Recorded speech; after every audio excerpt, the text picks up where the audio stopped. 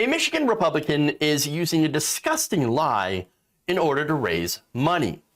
Now, this is a fundraising message sent by State Senator Tom Barrett, now who is seeking the Republican nomination for a newly drawn 7th congressional district.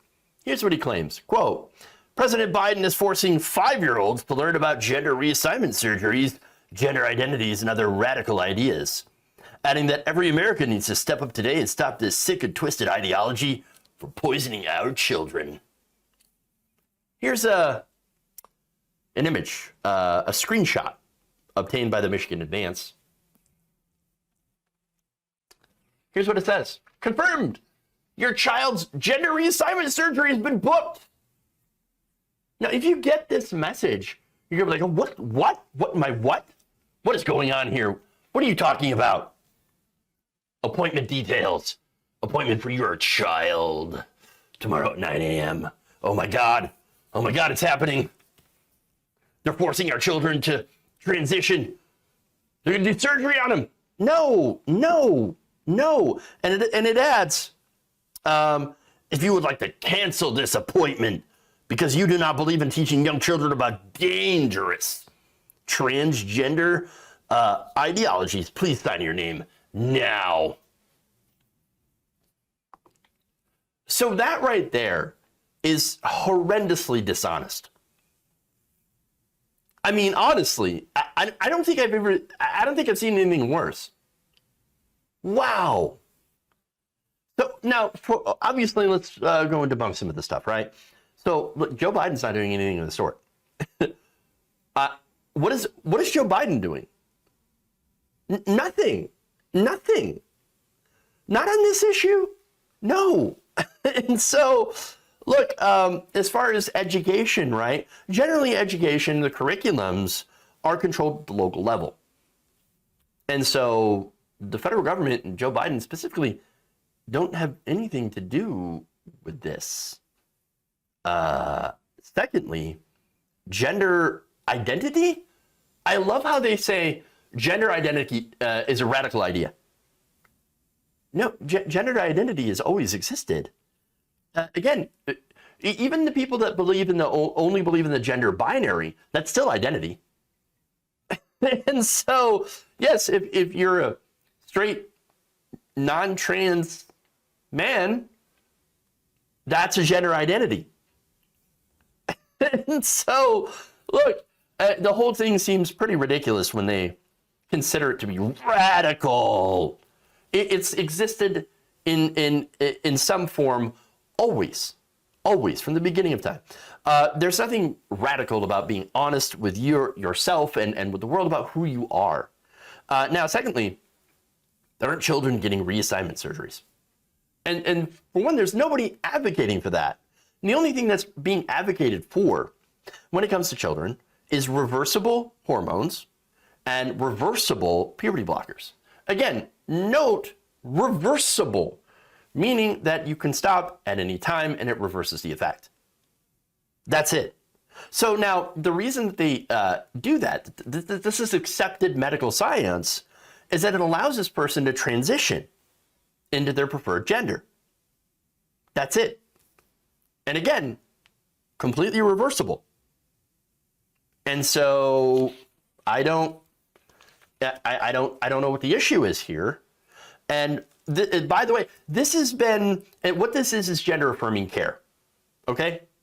And so, look, it's been proven that having access to this gender affirming care actually saves the lives of young LGBTQ folks. It is keeping them alive. But here's the thing, okay? The right wing does not care about keeping them alive. They really, really don't. Because for one, shoving them back in the closet, which they seem to be doing, would be a death sentence.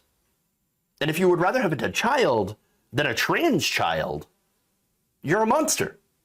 You're monstrous. You're a bad person, period. Now, there's more. That message has since been replaced with another appeal in which he also claims, Democrats are hell-bent on destroying our faith, removing God from the center of our nation, and pushing transgender ideology on young children. Without your immediate support, Pelosi will have all the ammunition she needs to destroy Christian Republicans like Tom Barrett and completely eviscerate our traditional values. So, look, all of that is just absolutely ridiculous. Nobody cares what you believe. Nobody cares what God you believe in or how you pray. The only thing that I care about is if what you are doing is harming another person. That's it. That's it. God is not the center of our nation. We're a secular government, which allows you freedom for and from religion. So you can be as religious as you want. You can believe whatever you want as long as that's in your own household. Do your thing. Pray to Buddha, God, this flying spaghetti monster. Nobody cares. Nobody cares. I certainly don't give a crap. The only time I care is when you start pushing that religion on other people. When you start pushing those values on others who don't want it or who do not believe in it, and trying to do so through legislation. So now, all we want, though, as far as ideology, gender ideology, is for people to know that they exist. That's it. To know that they exist, and then they're not harming people here. They're not hurting anybody by being who they are. Again, people do not get turned trans or gay. They're either always trans or gay. No. I mean, they're always trans or gay. That's it. That's it. So if you expose someone who is not trans or gay to that ideology, what do you think that's going to do? It's going to do nothing. It's just going to do nothing. You'll be like, oh, okay, they exist and they don't harm or affect my life in any negative way? Oh. And so that's what a lot of young people have discovered. And you have a lot of apparently old religious bigoted people. And I'm not saying all religious people are bigoted. And that's the other thing, right? There's a lot of wonderful religious people who are not bigoted at all and love everyone equally. And I think that's great. And I'm going to show you an example here in just a couple of minutes of one such person who also happens to be a Democrat in Michigan. But before I get to that, I'm just trying to let you all know that the existence of trans and gay people is not a threat to straight people. And if you have been brainwashed into believing that they are, you have to look at what's driving that. Why would they distract you with something that is actually not a threat for your way of life? Why? You got to think, why? What do they gain out of this? Do they gain power? Is it a distraction so they can pick your pocket? You have to look at that because, again, no trans or gay person or ideology is going to harm you or your family. That's just not a reality. So, that said, messaging from bigots like Barrett and others, that does harm people, that hurts people, that kills people, okay? Now, Barrett's colleague, for example, Senator Lana Thies, a Republican from Brighton, recently accused 3 Democratic senators, including Senator Mallory McMorrow, of being groomers. Well, here they go, groomers. So understand that once again, you have all these right-wingers that are using the worst smear against other people, that they are pedophiles.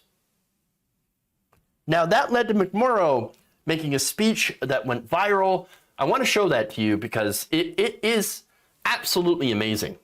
You say that I'm one of them. You say she's a groomer. She supports pedophilia. She wants children to believe that they were responsible for slavery and to feel bad about themselves because they're white.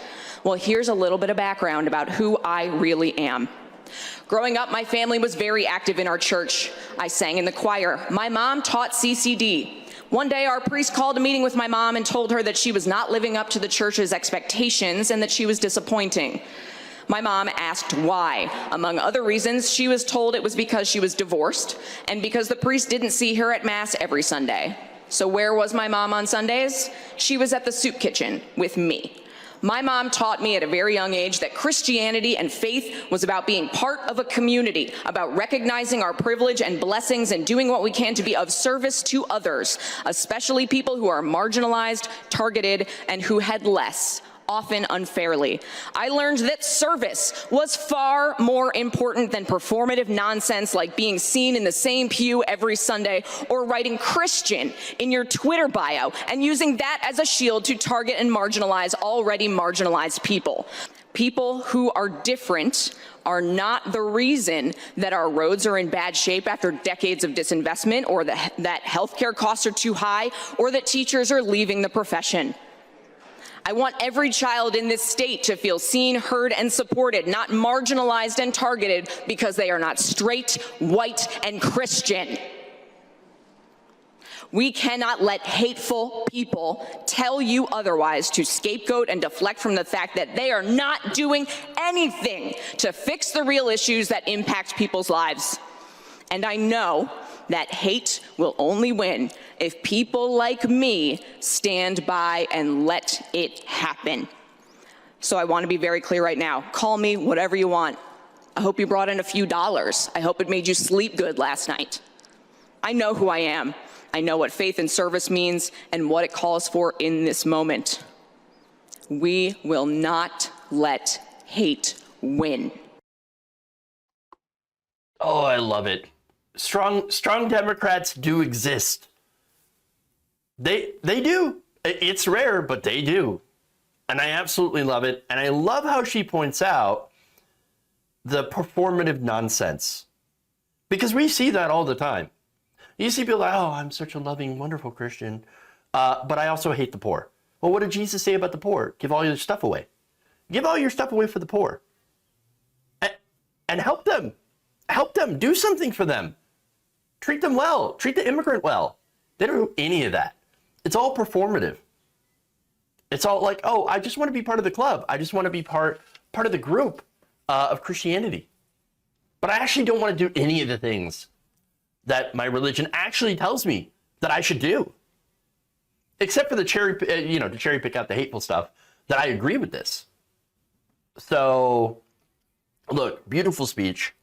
And by the way, it makes me kind of proud, living in Michigan, that I do have, even though Tom Barrett is a piece of shit, that we have people like McMorrow to stand up against these pieces of crap, these hateful smears, these disgusting people. Because what they're doing is they're accusing people of pedophilia because they don't want to solve real problems. And that's it. The Republicans don't want to solve problems. They don't want to do anything, but they know that they can use this anti-trans, anti-LGBT hate bait to win elections and stay in power. It's lazy, but it's effective. It's effective. And now, on Wednesday, by the way, McMorrow also said that she is acutely aware that rhetoric like that, like the fundraising emails, can lead to the very real consequences, noting the Pizzagate conspiracy that led to a shooter going into a pizza shop in D.C. and preceded the far-reaching QAnon conspiracy. And so, look, 100%. What the right wing is doing is they're priming people for violence against these groups, against members of these marginalized groups. And not just that, but they're also going after educators. And now on the other side, politicians and allies that don't agree with them. That's what the right's all about these days. And that's why we have to stand up against them.